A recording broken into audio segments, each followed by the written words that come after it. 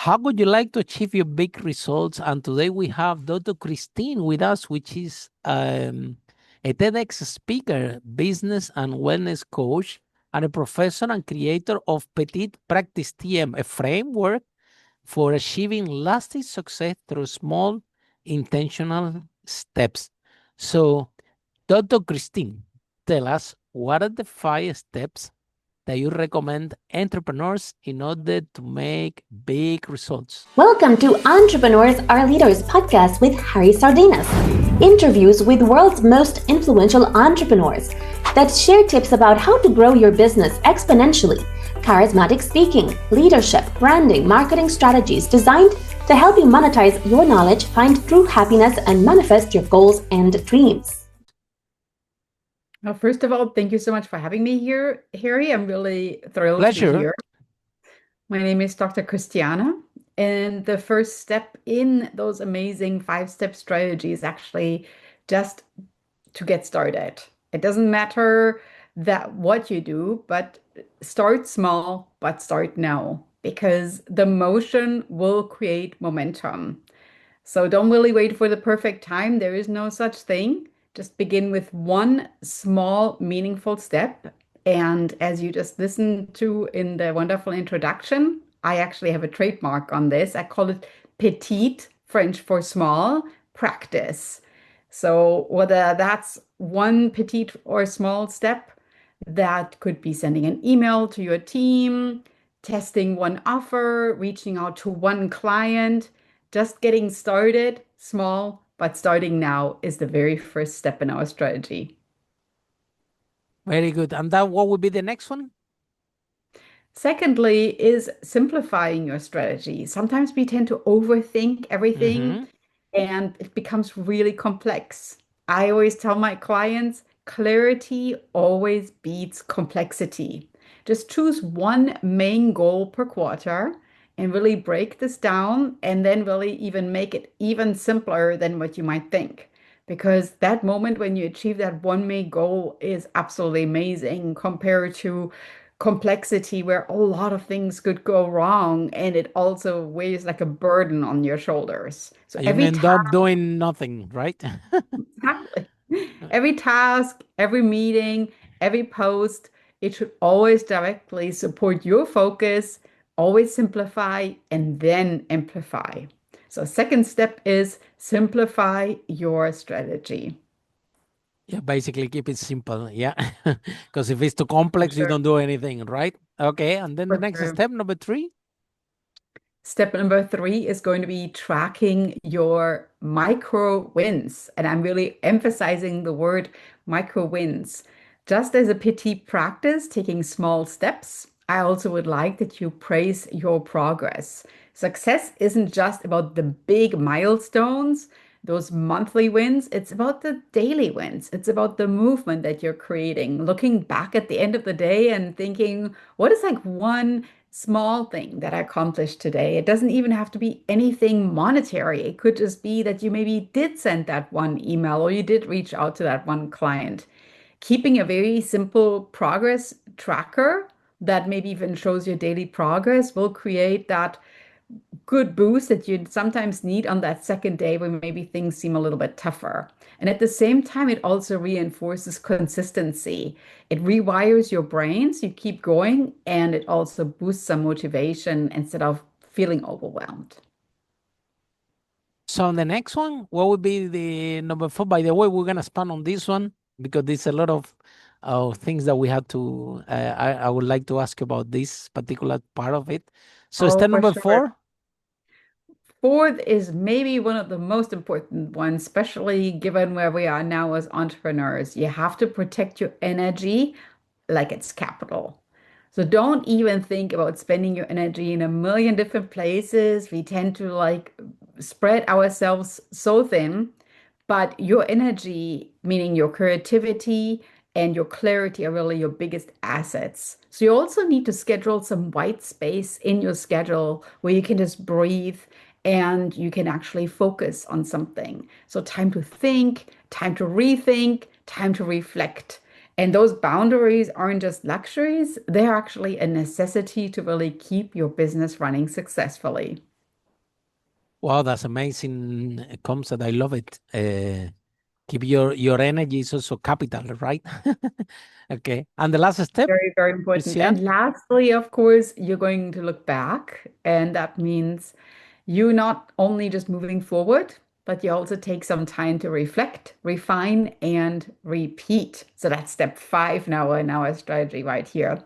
So whether that's at the end of the week, at the end of the day, or you wait all the way until the end of the month, you review what's working, what's maybe not working, what needs some refinement, some reflection. Because when you think about it, even when some things are not working, that's a learning moment. And that learning moment means that maybe next month you're not going to repeat that same strategy. Maybe you're refining it a little bit Hopefully and next day. looking at the ones that are working. So continuous reflection always turns ordinary action into extraordinary results. And check why it's not working. Christian, I have a question for you because in goal setting, um, this is exactly what you're sharing, like um achieving and celebrating the small goal, right? As entrepreneurs, we always dealing with a big problem. Yeah. Particular, I am from the concept that I'm always want to solve a problem, that if I solve this problem, all the rest of the problem will be solved, right? These problems usually is complex, okay? And but something amazing that we have been implemented during the years is exactly what you just shared. If you got a big goal on a big problem, right? If you segment it in a small problems, okay, without keeping an eye on the bigger goal, you can have progress on that, right? And celebrating these wins. So it's basically a theory of problem solving, right? You have a big problem, okay? You try to solve it doing small, breaking down in small problems. And as soon as you solve all these small problems, the big problem will be solved.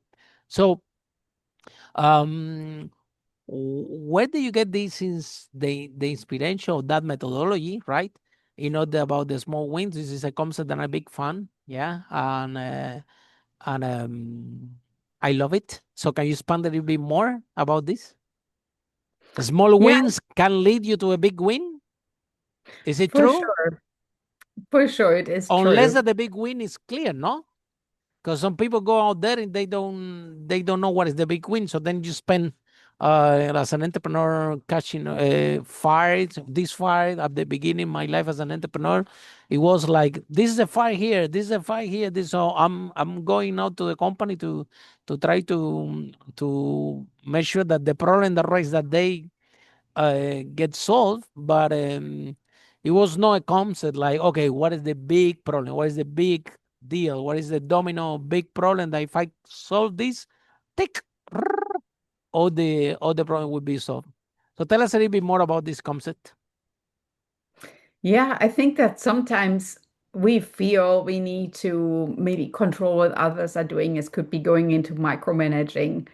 And I always think of this beautiful movie called Frozen, where Elsa says, let it go. Because guess what? If you let it go, sometimes you just have to let go of that control. And that also means it makes it easier for yourself. It simplifies what you focus on. But at the same time, it also builds trust in your employees and in your team that they actually feel they have some responsibility and can build out to the best of their abilities what their ideas are. And sometimes I think that feeling to the team already makes everything just be accomplished so much better. So being in a million places at once and feeling you're putting all the fires out, maybe you just need to delegate some of those functions to others and then really focus on what you are best at. So it's also a function about where are your abilities best used and then just focus on those. Well, you touched on something very interesting because digging deep, right? I remember that starting my career as an entrepreneur, yeah, we all entrepreneurs, we have ego. Mhm. We think that we can do better. That's the main reason why we become entrepreneurs in the first place. So, however, You go to a company and you don't know what it's like, and then you go there and you're thinking that you're a big deal. You make a little bit of money, go to a company thinking you're a big deal, and I'm Harry, I'm the big businessman. Everybody had to do what I say. And when you look at yourself, it's exactly like like you described. I'm putting up both the fires, and I'm exhausted, and I don't want to let go. I don't want to delegate. I want to control everyone. But it's very tiring and very unhealthy exercise. I remember that I was at some point in my life at the beginning of my first business that I'm thinking these people are gonna kill me. I have like a lot of clients, like 177 clients. They all want to speak with me. Then the team also they all want to speak with me. And when I arrive home, I'm thinking these people they want to speak with me when I sleep. So eventually, Christine, out of survival, I have to be honest with you, out of survival, I let go, Mhm. and I start to give this confidence to the team and this leadership. And it was a process, don't get me wrong. Yeah, we have some bad experience in that process of let go. The employees stole money from me, large quantities. And when you started a business, somebody stole from you large quantity of Yeah. money. I remember the business literally. It was very almost almost collapsed just because of this incident, because it was a lot of money. But eventually, Christian, you learn about those mistakes. And like I said, one day I arrived to the office and my manager told me, Harry, go home. We don't need you here. We can grow this company without you. And I didn't know what to do. I didn't know. My first reaction, I told her, so who's going to buy the paper in the photocopy then? And she told me, we can get our own paper from the photocopy. Don't worry about it. Go home, travel the world if you want. You don't need to come to this office. We got the company under control. And at the first day, I think it's really strange. But the second day, I was thinking, wow, how I managed to put this off. But it comes with the transformation within yourself, and Mm. there is embedded in those steps that you're sharing. So can you tell us, because you touched the subject, working with entrepreneurs, what have been your biggest challenge, uh, uh, coaching or training entrepreneurs that they have to do this transition, Mhm. which like I am the big deal, and I had to let go of that control, which is something very difficult because when you catch entrepreneurs and that state, I know because I've been one of them, and I think everybody has been there. I don't think that, and even you come as a mentor, and because I'm a big deal, and everybody had to do what I say, I won't be thinking that I even know more than you, right? When you are in that state that you are the big deal, and people are not even coachable. And unfortunately, we see a lot of company collapse. My one also collapsed because of this. So because the entrepreneurs are not coachable and they think that they know better. So what have been your experience? What have been the biggest challenge, and how you overcome that challenge? I think the biggest challenge is whenever you come up with an idea in your business that feels nearly like it's your little baby, and if somebody gives you some feedback about it, and that could be a very good pivot that you could take to really grow your business, that you nearly feel like it's a criticism, and you try to defend that what you have is already amazing. There's no need to pivot at all. I Mm, always say pivoting is not a weakness, it's a strength. absolutely, And if 100%. somebody if somebody gives you feedback, and if you feel then in this moment that you're trying to defend what is working Mm. right now is probably the very best that there could be, Tell me maybe about just it. hold that back. Sometimes I tell my clients, just sleep over it, right? Just hold Hmm. that thought, step away from it, because in this very moment, your energy is going to be not what you Energy want is to very important, say. Christian. Yeah, very, very important because I also been there, right? I opened a restaurant once, and my mother-in-law, back then, she was an entrepreneur, and as soon as she opened the restaurant, though, she told me, Harry, close this thing, this is gonna collapse. Yeah. And I'm on this state of mind. I know better. I'm gonna pull this off. I'm the big deal. I know everything. Yeah.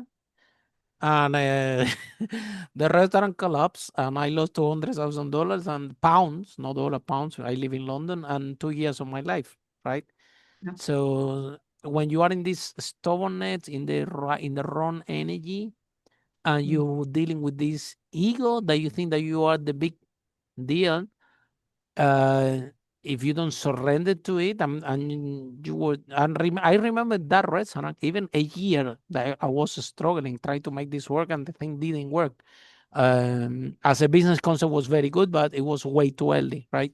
I opened a Spanish halal restaurant in Brick Lane, which is the spicy road in London. And yeah, the idea was, after I closed, 50% of the street become alternative food, but I was way too early there.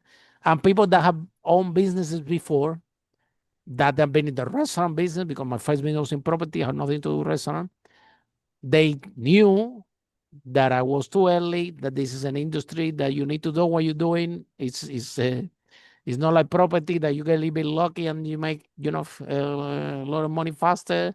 This one, you really need to know what you're doing. Everybody on the street, I remember, was chef and owners of restaurant for more than 30 years, generation to generation, and coming there as a newbie to a very competitive street with the new food.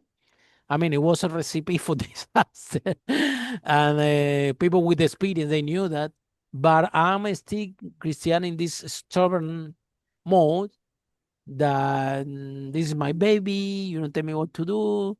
Uh, and uh, and I couldn't, by the time that I realized, I had to close it. Where if I was listening and I've been coachable and I drop all that thing and pivoted, because pivot could be the solution, right? And it was a lot of opportunity for pivoting, but because I was not listening to anybody, because um, that's it.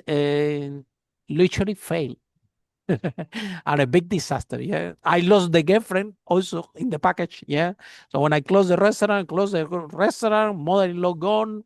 Of course, the mother is telling to the daughter, "What are you doing with this loser? Get rid of him." So I lost the girlfriend, the restaurant. It was a big disaster, and also a big lesson. See, then that then is when I started to do the transformation within myself. When you have um, this big disaster, you start to think and say, "Wow, what happened here? How I managed to to do this so bad?" And then you are responsible for everything, and you realize that the problem is not restaurant, the problem is you, that you're not listening, you're not coachable. So, have you faced some client that's as stubborn as me at the beginning, that they're not coachable and they are, it doesn't matter how you, I mean, I saw your biography, you're a TEDx speaker, an authority, and you clearly know what you're talking about, okay? Um, you have extensive track record and that prove that. So have you faced entrepreneurs that they think that they know better when it comes to work with you? Yeah, it happens actually How more you how than you deal with it? How you overcome this challenge? Because sometimes it's frustrated. Sometimes I've been in both sides. I've been coaching people also, and I'm telling, man, you're going to collapse, and they don't listen. So I've been in both sides, and I yeah, always tell them, I don't criticize you, because when I was like you, I didn't take advice from anybody. So I yeah. understand your point, but please listen, or it's gonna go to zero. So tell us how you deal with the challenge. Well, I think that the most of the time when that happens, that somebody doesn't want to listen, you just have to be very clear of what your role is in that process. And that makes it a little bit more of a boundary because you say, look, I have no stake in this whatsoever, but Mm-hmm. you have. And Mm-hmm. this is obviously an important idea to yourself. And I see that it's something you're very passionate about. However, you're going to get burned out with this Yeah. because you keep putting your energy into something that's not really leading to anything. And quite honestly, sometimes I have people and I just tell them, listen, if you feel that you want to pursue this, and I'm suggesting right now that it might not work very well, I give you some time to reflect upon this, but you are in control of this, and I can't control Mm-hmm. this. But it's just like what we talked about at the beginning of this talk here, that you have to let go of it. And sometimes people have to Mm-hmm. figure it out themselves, right? So But you have to let them figure it out themselves. And maybe that needs to be that the business actually crashes and collapses, but sometimes I don't want to be there in that moment because I don't want to be the person oh, that it's ugly. I It's told you ugly in so. that moment. Yeah, Because because you want to be the coach that basically says, it's look, sad. It's if you sad, want to continue this relationship and you want me to be your coach in this very moment, I'm recommending you this. And if you choose not to do this, then you'll have to figure this out. And sometimes, Harry, to be honest with you, that already sometimes helps that I'm Yeah. saying this is Give them a wake serious up to me, call. Yeah.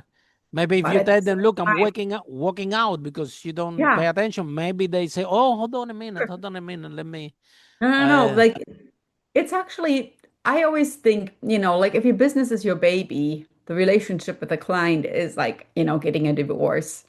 It's serious, but I'm going to be always very clear about it. It's like I don't want to be associated with your pursue of this particular idea because I don't want to support it. I want to support you, but if you want to keep investing your energy, right, your capital, we talked about this, into this, then it's just mhm. something that I don't think this is going to work very well because I want to be a person that really stands behind you and I will support you no matter what. But in this particular case, it's just not going to happen.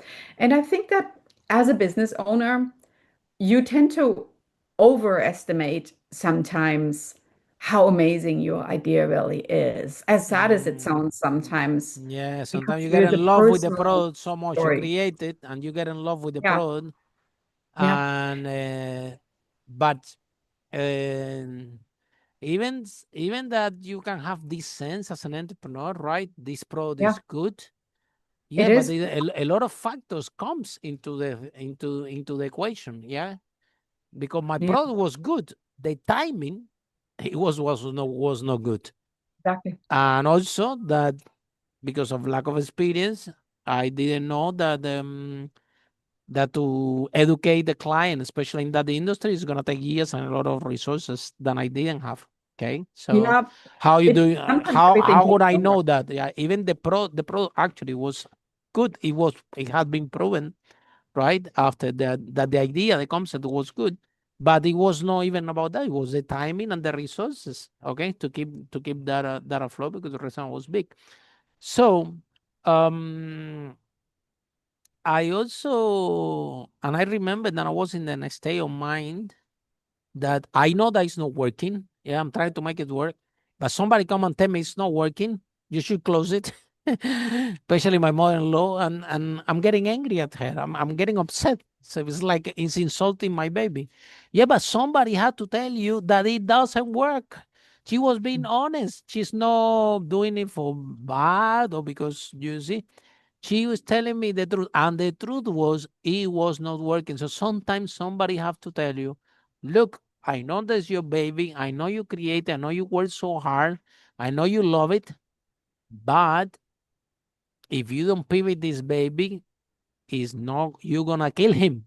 He's not going to is not going to move forward. And that was the biggest lesson in that process that I have. And I remember that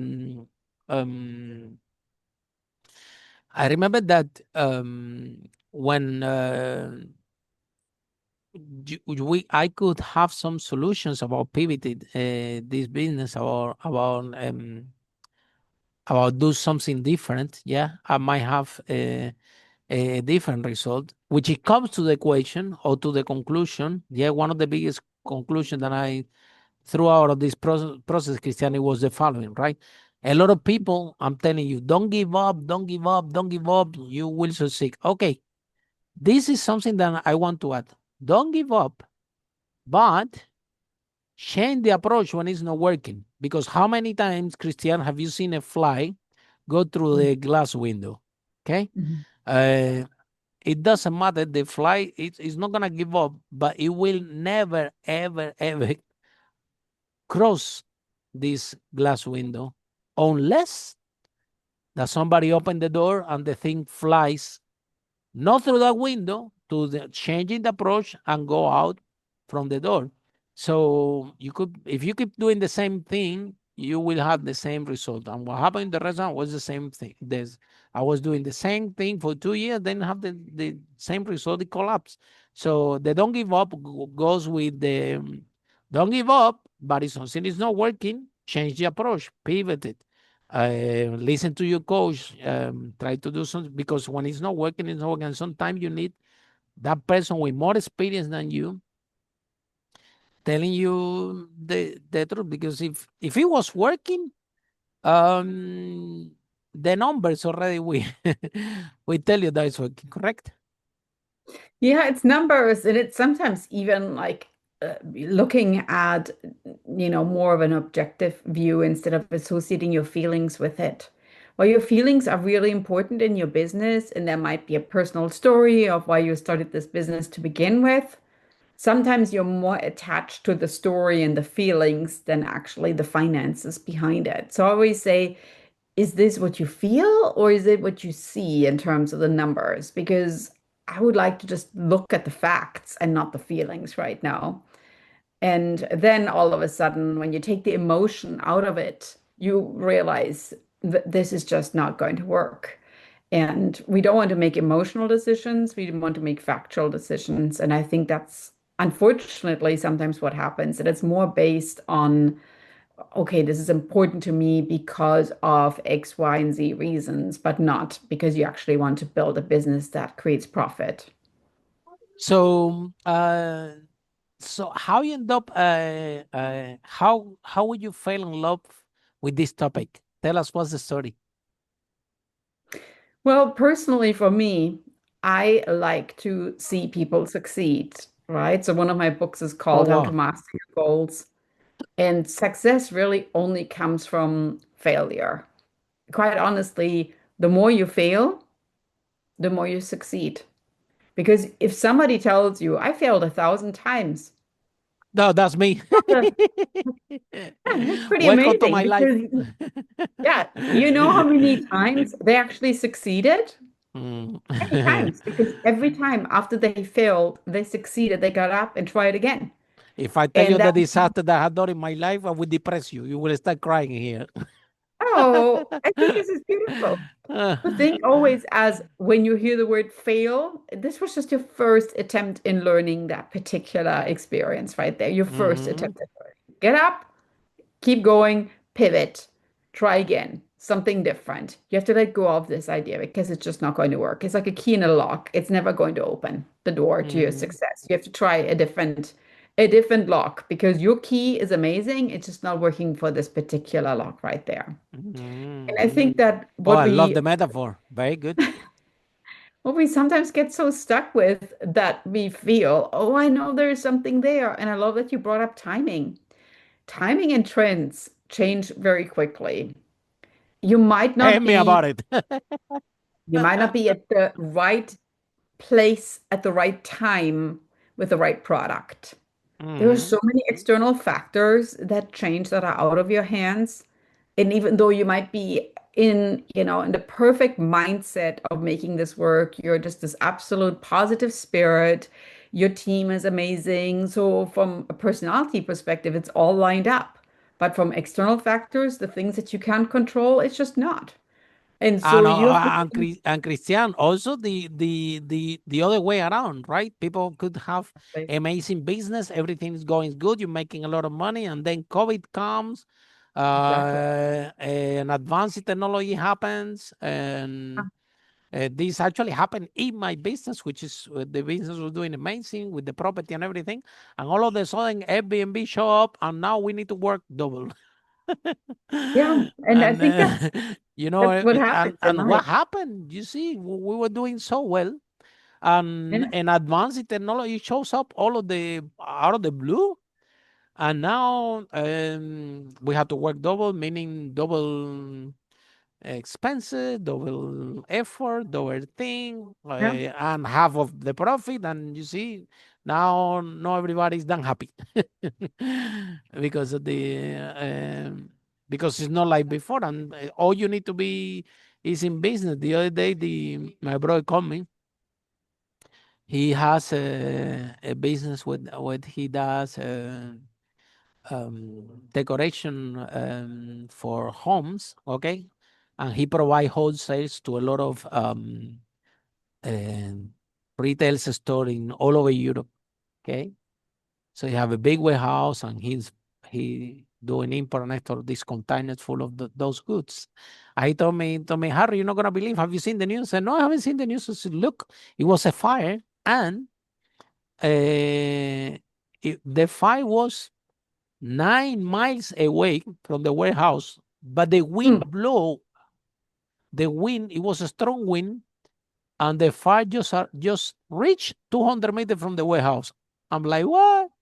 And he told me, and get even worse because I couldn't get inside the warehouse because the fire brigade is surrounding everything. So what I told him, look, the only thing that for this thing to happen to you, the only thing that you need to be is in business.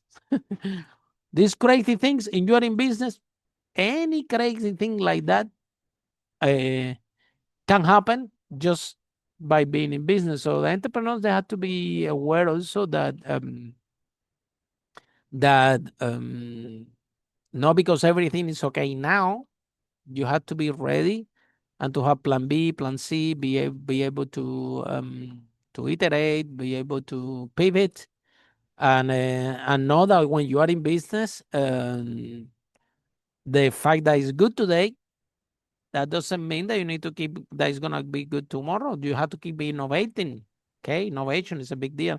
That's why mentor coaches they are very important in this phase of for entrepreneurs because they need someone to keep them aware what is reality. Sometimes entrepreneurs, just because the business is doing well, they are no aware the risk that brings just being a business. And then you hear, yeah, but it's been the last 20 years, 30 years. Yeah, I don't know if it's a hairdresser, if it's the corner pet shop from the neighborhood. Yeah, the business you see is solid. You have a small cash flow. Is very difficult, right? That something can happen that disrupt the business. However, you never know. And there are other type of business, especially tech, that they are very dynamic. And today you worth 1 billion, and tomorrow you go to zero, and nobody knows what happened.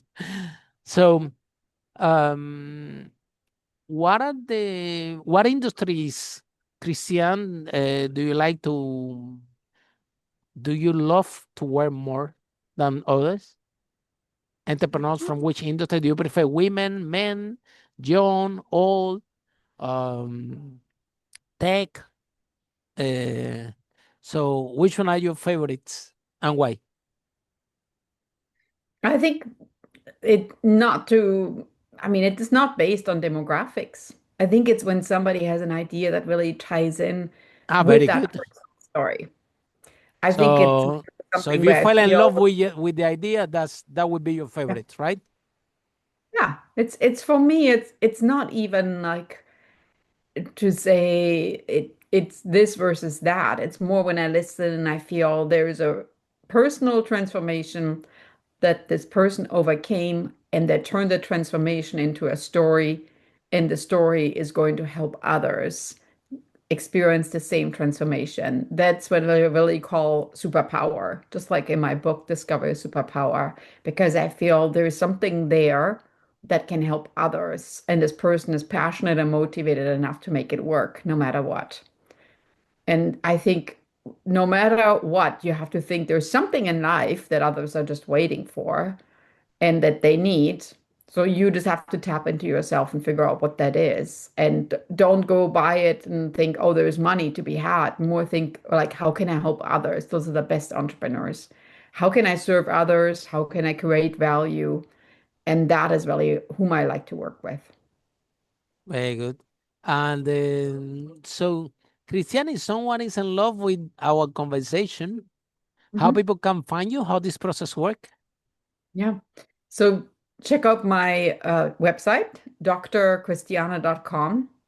There's also links and images of my TEDx talk. Check out my TEDx talk, Oh, gives you lots wow. of tips and tricks for takeaways that you want to use in your day-to-day life. And of course, my books are there. I'm working on my fourth and fifth books right Oh, now, wow. which Tell us your title of your previous books. yeah, and so they also, if you watch this right now, they're shown in the background. So it's Discover Your Superpower. My bestseller is called How to Master Your Goals, and my planner, the Petite Practice, which is my trademark that I own planner. And the upcoming books are going to focus even more on making you a confident speaker and stepping into your voice and finding your personal unique value proposition. Oh, wow. Confident speaker. Is a good topic. Yeah. I train thousands of people around the world how to overcome the fear of public speaking. And Perfect. so tell us a little bit more about this. How you overcome the fear of public speaking when they told you, okay, you have to do a TED talk. Speaking in Yeah. public is the biggest fear that a human being can have. Oh, Is for sure. in London, people prefer to die than speak in public. So how you overcome the fear?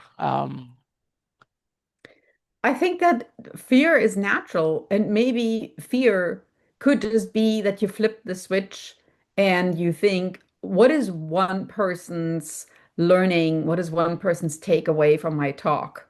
I don't want to steal that one person's experience by not sharing my message on that stage.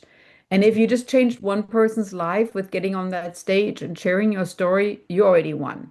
So that's what you have to think about. And maybe you want to start your talk and thinking how it was for you when you listened to somebody share Mhm, their story on a stage and how that made you feel and how that feeling is going to transpire in the person that's listening to you now. And I think mhm, that sometimes really helps that you more think of a mindset of serving somebody, helping somebody instead of you. It's not about you, it's about the audience and what mhm. they feel, what they get, what they gain. And then you're going to be doing an amazing job on that stage. Thank you so much, Christian. And for all of you following the podcast, see you in our next episode of Unstoppable. How brave entrepreneurs like Christian break the wall and create businesses that change the world. Bye for now. Thank you.